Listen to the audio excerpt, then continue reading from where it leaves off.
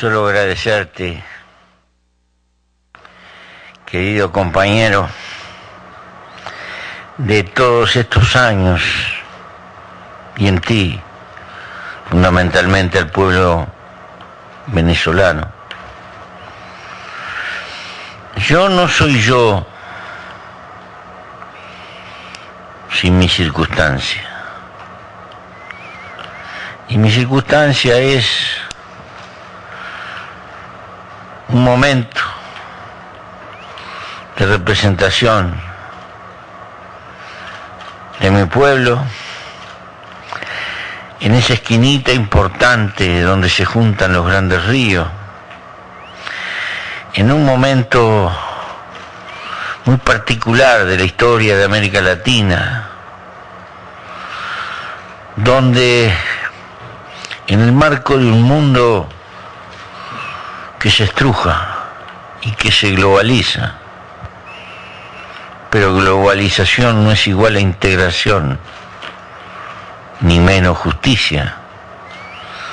Sigue habiendo en el mundo globalizado ganadores y perdedores, y obviamente un conjunto de intereses empresariales, a veces que suman mayor PBI que muchas de nuestras naciones en este continente.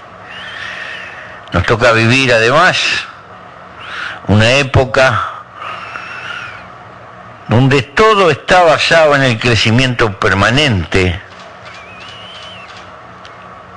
y basado en un principio: desatar deseos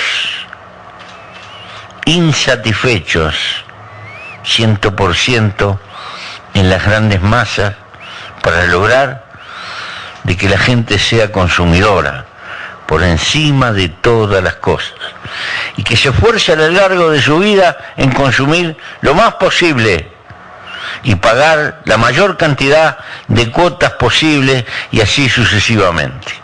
Y ahí el dechado de felicidad que nos promete la hermosa civilización a la que pertenecemos. No estoy criticando a otros consumidores, y de esos deseos somos todos. Lo son los ecologistas, que quieren cuidar el planeta, pero consumen papel como locos, usan automóviles, cambian de computadora cada rato, y así. Esta enfermedad colectiva sobre la cual se cimenta nuestra civilización nos obliga, obviamente, a multiplicar la riqueza, los recursos y el conocimiento. Pero no está resolviendo los problemas de una humanidad fracturada que está allí. No hay una América sola, hay varias. Y hay alguna que todavía no ha llegado en la entraña de los Andes, en los socavones minerales, en los olvidados de la tierra, en los que están condenados en el mundo de las favelas, de las grandes capitales de América Latina.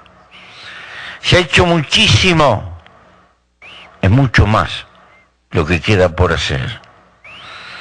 Para colmo, nuestro tiempo, ya no es solo el tiempo del capital, de la inversión y de la necesidad de la riqueza para arrancar, es además el que está sometido al tiempo del conocimiento. La liberación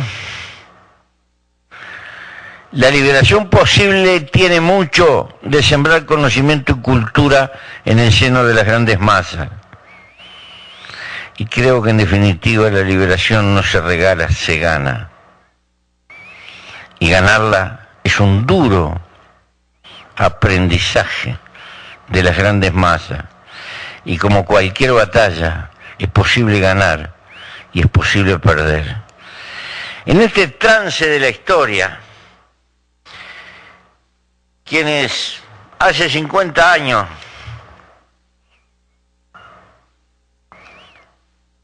creíamos que el cambio definitivo por la justicia humana estaba a la vuelta de la esquina, nos equivocamos de punta a punta. Le erramos, sembramos, hicimos de Quijote. En lo que me es personal lo he dicho muchas veces. No pertenezco a ninguna secta con pretensiones de heroicidad. Si me comí 14 años y pico de cana fue porque me agarraron. No tenía ninguna gana de andar en cana. Son esas cosas inevitables como las arrugas. Pero paradojalmente no sería lo que soy si no hubiera tenido tanto tiempo para galopar hacia adentro, incluso en la lucha de la soledad por no volverme loco. Tal vez fueron los años aparentemente perdidos en esos calabozos de las unidades militares donde más pensé y donde más terminé aprendiendo, mucho más que en los sutiles años en que pude haber coqueteado con la Universidad de la República. Por eso,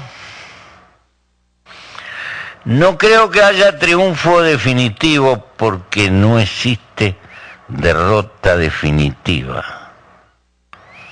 Lo único que existe es una escalera interminable que vale la pena tratar de subirla y gastar nuestra vida en ese esfuerzo.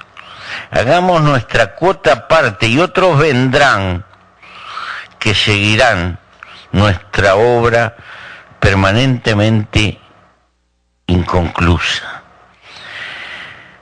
Hace mucho tiempo, tanto, ayer leíamos los 11 nombres de orientales que pelearon en Ayacucho, inclusive 2 generales. Hoy seguramente estarían llamando al canciller, al Parlamento, por intromisión en los asuntos de otra parte, y seguramente ardiría Troya. Realmente que nuestros antepasados tenían un sentido de patria mucho más amplio y de batalla mucho más amplio, y resulta que andaban a caballo. Nosotros andamos en avión, tenemos celulares a troche y moche, y sin embargo ellos tenían un horizonte mucho más vasto. Artigas, un hombre que se sentaba en una cabeza de vaca allá en Purificación, se le ocurre darle patente a los corsarios para que hostigaran a Portugal y a España por todos los mares del mundo y anduvieron cazando barcos hasta en el Mediterráneo. Sinceramente tenían mucho más imaginación que nosotros. Por eso, esa generación de libertadores dejó un gran interrogante. Ellos soñaron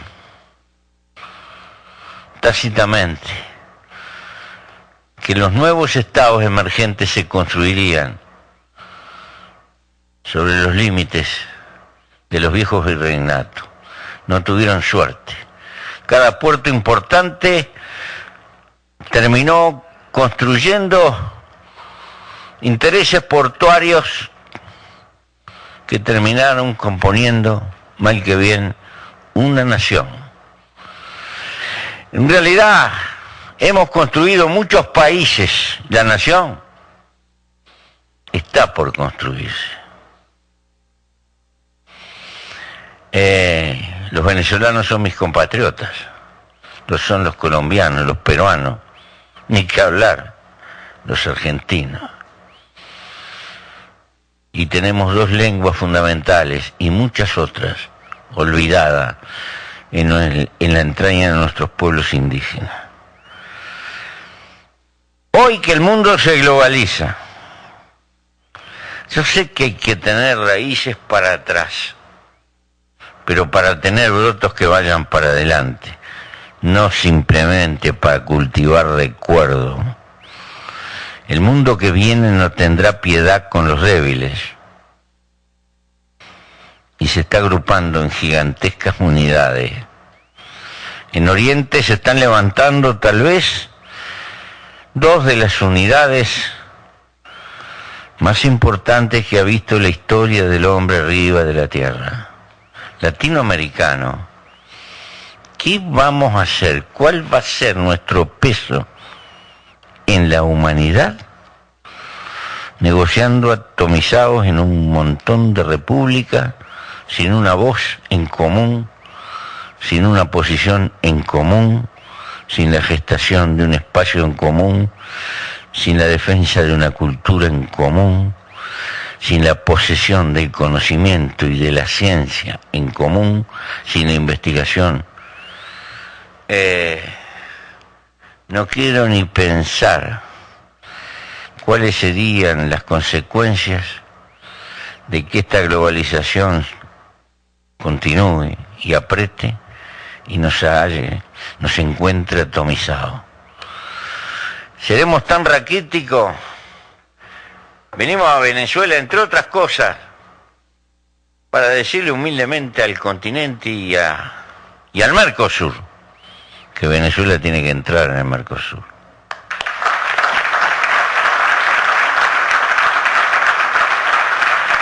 Y sabemos que nuestras divisiones de clase, nuestros puntos de vista, nuestras contradicciones inevitables y legítimas, y que empezamos por respetar democráticamente, haya muchos que puedan tener su punto de vista negativo con el proceso venezolano, pero no pueden tener una visión negativa con Venezuela, pedazo de nuestra América. Los gobiernos vamos y venimos, ganamos y perdemos, y somos, en definitiva, transitorios. Lo único permanente son los pueblos. Y al pueblo venezolano lo necesitamos dentro del Mercosur. ¿Por qué? Porque si no lo hacemos somos unos idiotas, además de ser antipatriotas americanos. ¿Por qué? Porque la potencialidad del Mercosur es infinita si se suman los recursos de la energía venezolana junto al agua dulce, que significan las reservas del sur, junto a la pampa argentina, los recursos de la Amazonia y obviamente la experiencia y los recursos de nuestros pueblos. Estamos en una etapa crítica, por lo enormemente prometedora. Es gigantesco lo que tenemos por delante que defender.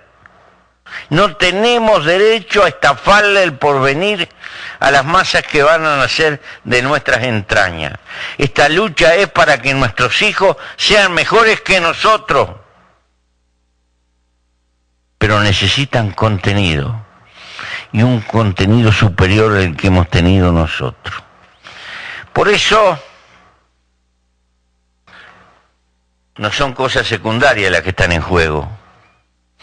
En estas toneladas de arroz que estamos negociando, en estas pequeñas cosas que con espíritu fenicio alguno va a pensar por qué no vendieron más pollo, por esto y por lo otro. Lo que te digo es lo siguiente: estos son eslabones, elementos, peldaños.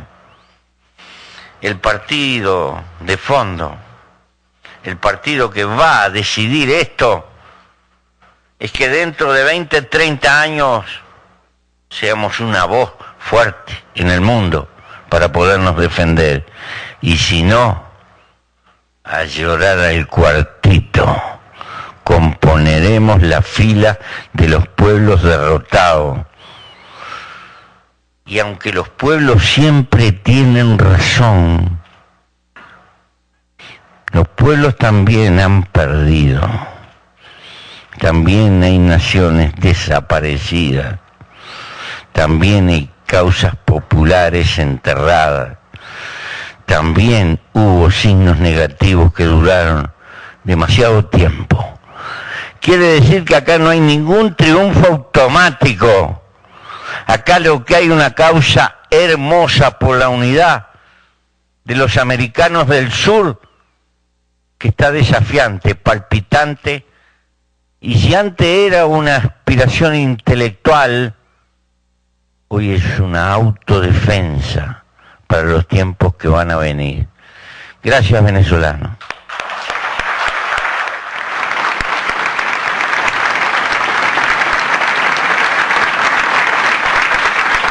Fíjate. Clase magistral del Pepe. Solo para sellar estas palabras de ese gran intelectual uruguayo Carlos Quijano, otro gran luchador. Por cierto, hablando de periodistas, escritores, se nos ha ido Jesús Romero Anselmi, que en paz descanse, ese viejo combatiente. Rindamos tributo a su memoria, un gran venezolano, un gran periodista venezolano, ejemplo que deben seguir, ¿no? Que debemos seguir. 1979, este texto de Quijano, Los caminos de la liberación. Leo: en este mundo de grandes países que son continentes y transnacionales tentaculares, la debilidad es un pecado. Mañana los fuertes serán todavía más fuertes y los débiles más débiles. Puede que uno o dos países de nuestra América sean capaces de afrontar el desafío. Los otros, si no se unen, no tendrán destino. Eso es lo que está en juego, nuestro destino. Muchas gracias. ¡Viva el Uruguay! ¡Viva Venezuela! ¡Viva nuestra América! Gracias, hermano. Gracias, hermano. La firma de 12 acuerdos de cooperación bilateral.